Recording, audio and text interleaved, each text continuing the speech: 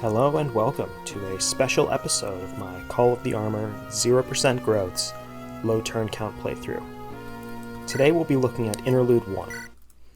Interlude 1 is one of 3 interlude chapters scattered throughout the game. What makes interlude chapters unique from other chapters is that there's no way to lose this. The goal of the chapter is just to recruit units. There are 5 units here that I can recruit, and I must recruit 2, so I'll need to skip out on 3 units.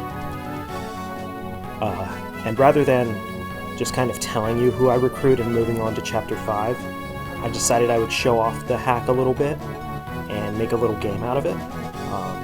So I'm going to show you all 5 of these recruitable units, tell you a little bit about their strengths and weaknesses, and let you guess who I'm going to recruit.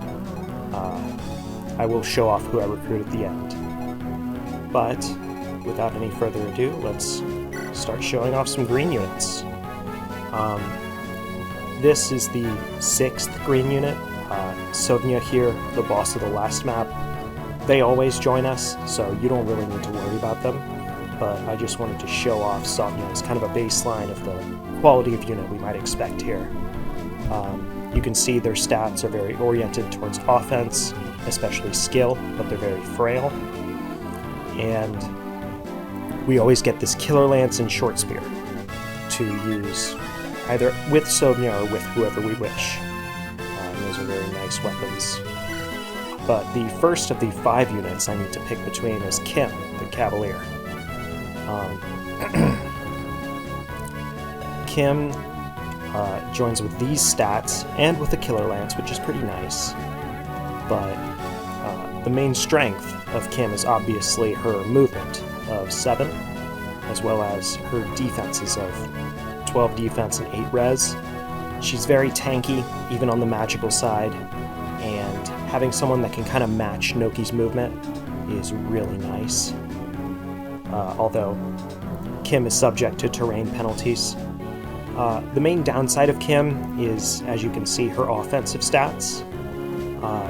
6 strength and 5 skill are pretty bad.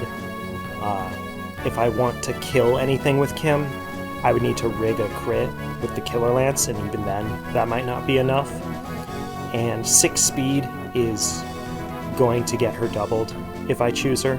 Like, any casual who has played this game will tell you that although a Cavalier at this point in the game looks really good on paper, Kim's stats are pretty dang bad. I do get a second Cavalier a couple maps after this, but if I need Kim before then, or if I need Kim after then, for her mobility and her tanking is kind of a bonus, then maybe I'll pick her. Next is Giro, and he's really similar to the guy right next to him, so I'll just cover them both at the same time, starting with Vector. Vector sticks out as having really high stats, probably the highest stats of any of these 5, and he has a lot of crit. 20 skill is insane, and the Antique Edge has 80 innate crit. Although it only has 10 uses. If I get Vector next to someone, he can just delete them.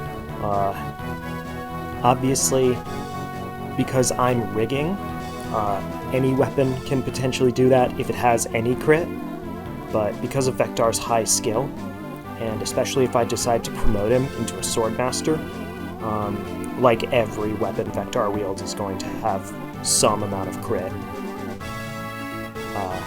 And his other stats are also pretty nice. He's a bit slower than Killian, but he has actual strength and defense, so he can actually one-shot things on a crit. Or, with his 12 speed, he can probably just double and just naturally kill them without me needing to even rig it. His 12 speed will fall off at some point, but that's where the crits come in, obviously. But how does Giro compare? Giro is obviously worse in the stats department. They both have 5 movement, but the main reason I might pick Jiro over Vectar is because lances are a bit of a better weapon type. Jiro does have more strength, and the Killer Lance has more might. Jiro can also wield stuff like the short spear that Vectar can't.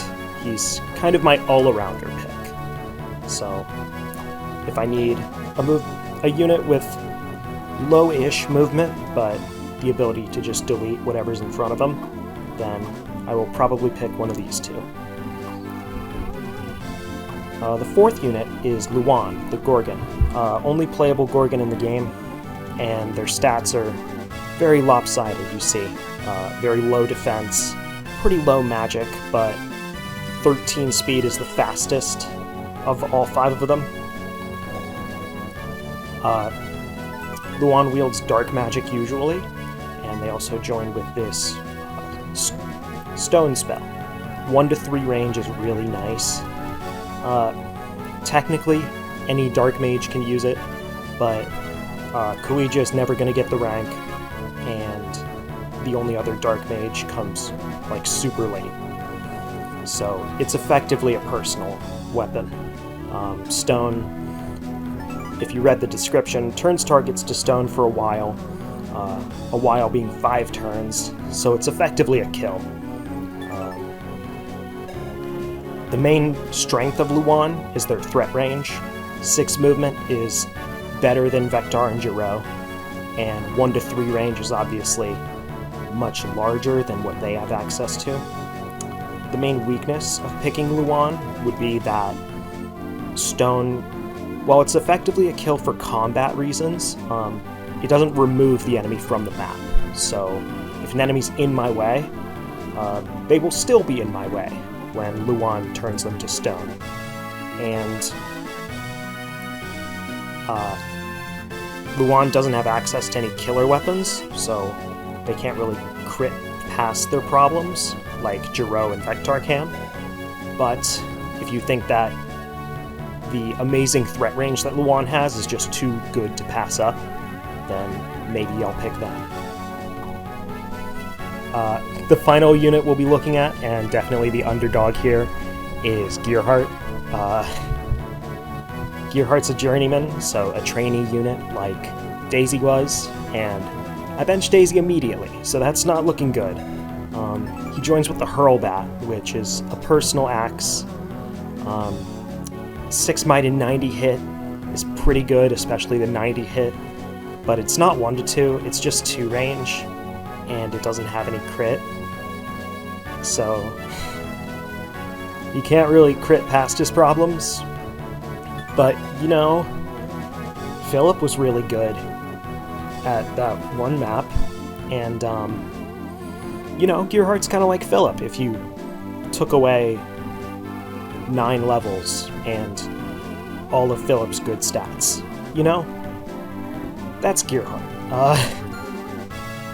Yeah, so those are the 5 units I can pick from. I need to pick 2 of them, and for those of you who want to guess, I will wait a few seconds before I make my decision.